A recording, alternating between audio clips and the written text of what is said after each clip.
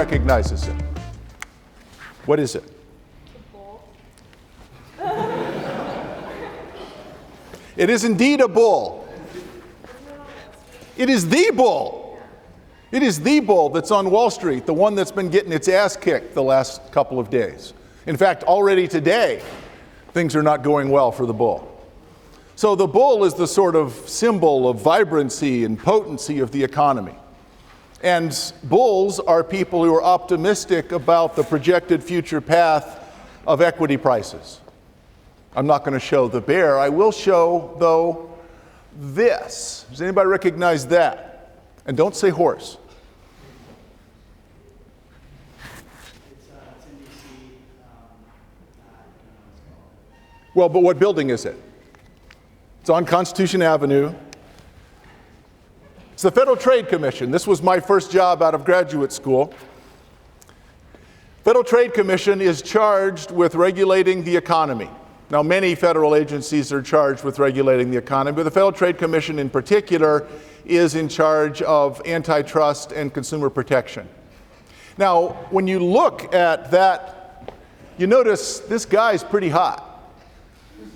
A lot of muscles, he's been working out, he's strong, but the horse dwarfs him in strength. But it's biting him. So pretty clearly, what's going on here is the horse is the economy, and the man trying to get control of it is the regulator. So that kind of metaphor, here, the freestanding bull that doing what bulls do helps the economy, or here, the man struggling to control this very powerful but possibly dangerous force, are the two kinds of tensions that we're going to worry about in this class. This is a class in political economy. Now, I'm going to violate the rules and give a brief lecture, even though it is on the first day, because I had sent out the readings, and I hope you had a chance to look at them. So there were three main readings for today: I Pencil by Leonard Read, Frederick Bastiat's What is Seen and Unseen, and The Candlemaker's Petition. For I Pencil, how long would it take you to make a pencil? And of course, what you want to know is the context. But suppose you couldn't buy anything. Suppose I told you you couldn't buy anything. And otherwise, you could just buy a pencil. Wouldn't take long to buy one. Would you even consider doing it? Well, do you make your own shoes? Why don't you make your own shoes? Well, I can say I can buy them cheaper and better than I can make them. And that's the make or buy decision that all firms, and in fact all consumers, face. The make or buy decision is, rather unimaginatively, should I make it myself or should I buy it? And the answer comes down to which one uses the fewer resources. Which one uses fewer resources? Well, how long would it take me to make a pencil if I couldn't buy anything? I'd have to grow the trees. I'd have to mine the graphite. I'd have to mine the metal for the ferrule. The fact is, I could not make a pencil for the rest of my life. I'm 56. You probably could not make a pencil for the rest of your lives. And the pencils are pretty simple. Market system means that other people work as your employees. Other people work as your employees. They go and get stuff that you need. How do they know that you need it? They're guessing. It would be too expensive and time-consuming for you to hire them all. They work for you by making things they think you want to buy. What if they're wrong? Well, they go out of business, and you take no risk. If they make stuff you don't want to buy, no one buys it, all the risk is on them. So there's two things. One, a bunch of other people all over the world who don't know you are trying to make stuff that they think you want. That's pretty great. In fact, you can get a pencil really cheap. The make or buy decision for pencils is pretty simple. no one would think of making their own pencil.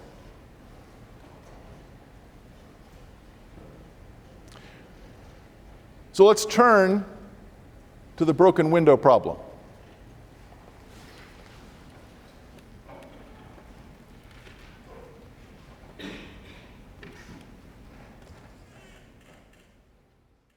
Natural disasters, terrorist attacks, and wars have one thing in common. They involve a lot of destruction. But every time there's a natural disaster, or a terrorist attack, or a war, you can be virtually guaranteed that someone is going to come along and say that there's a silver lining in all of this.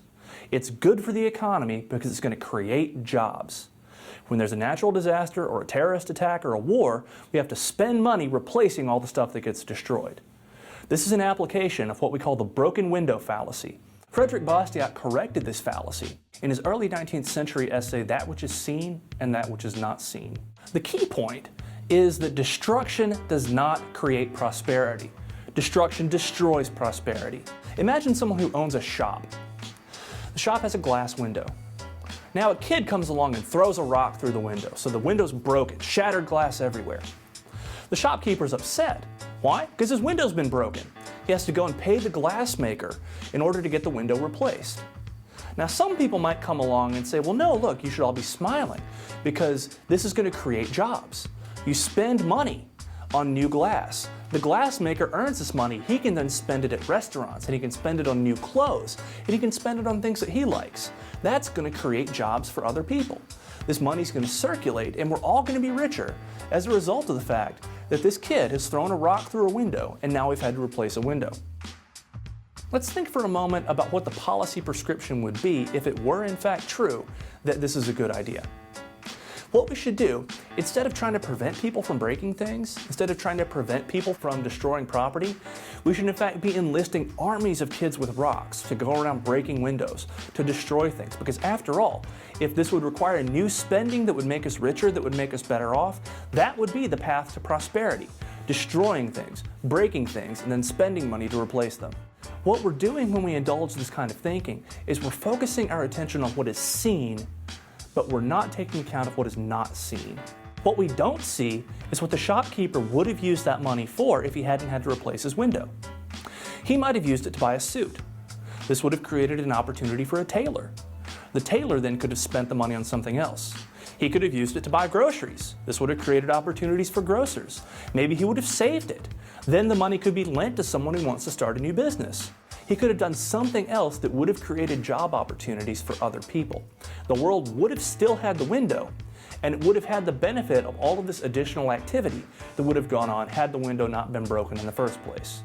On net, society is worse off to the tune of one window. Whenever we actually destroy resources, that's precisely what we're doing. We're destroying stuff. We're not creating wealth. It's important to remember that it's production that creates prosperity and not destruction. So, that's a summary of the broken window fallacy from Frederick Bastiat. Now, there are people who disagree with that, and they have good reasons. That's not a knockdown argument. It turns out that that argument, as far as it goes, is probably incorrect, and we'll talk about the reasons. However, it is certainly possible to caricature people who take what is called the Keynesian perspective as believing in the broken window fallacy. And it's easy to find examples of that. Sounds hypothetical, but there's my good friend Paul Krugman.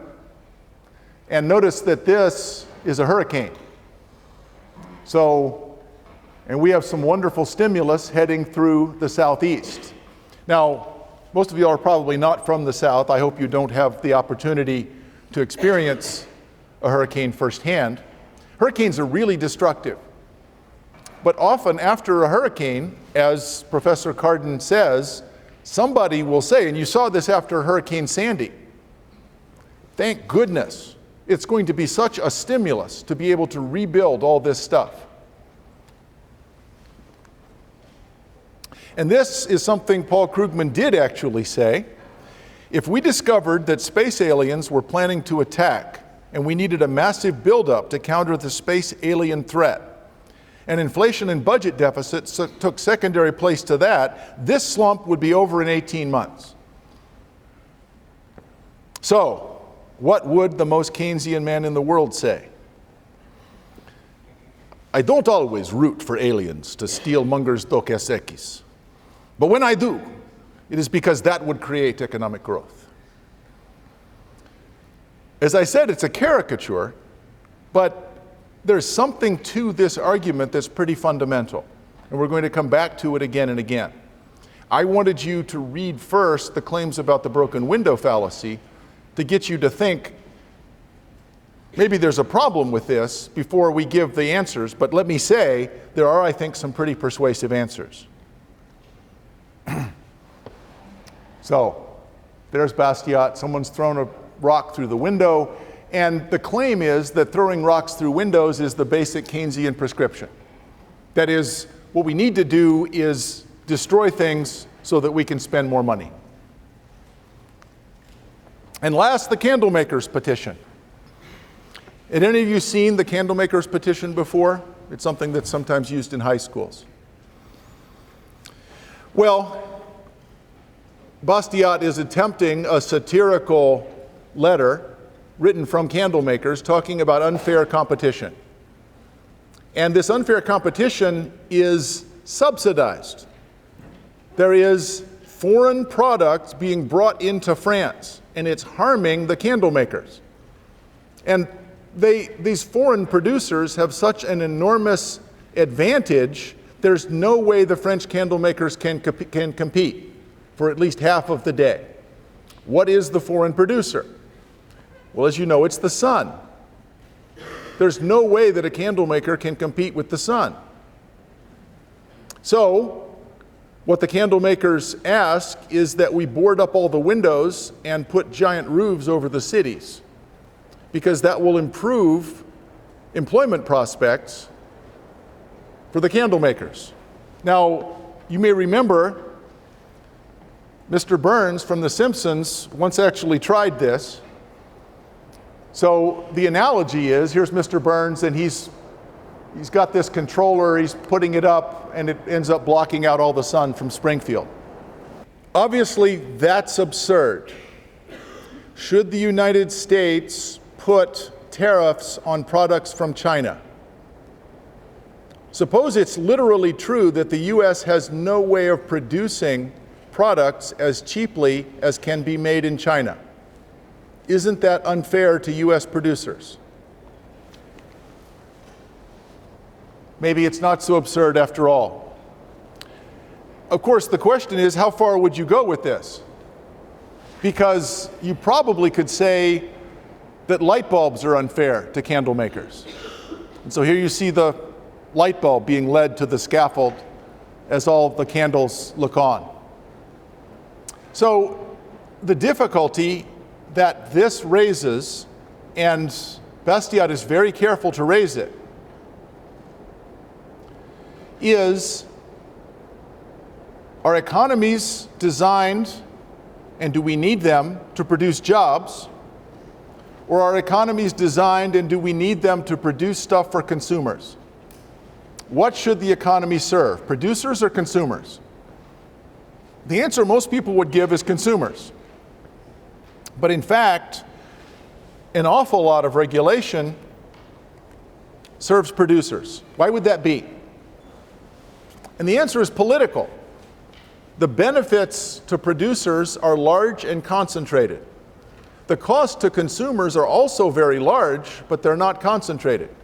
So even larger costs to consumers that are 25 cents, 50 cents. The United States pays twice the world price for sugar. The US pays twice the world price for sugar. There's relatively few sugar producers in the United States, but they're extremely well organized politically. As a result, most of our soft drinks are not made with sugar, they're made with high fructose corn syrup. The United States is the only country in the world for which that's true.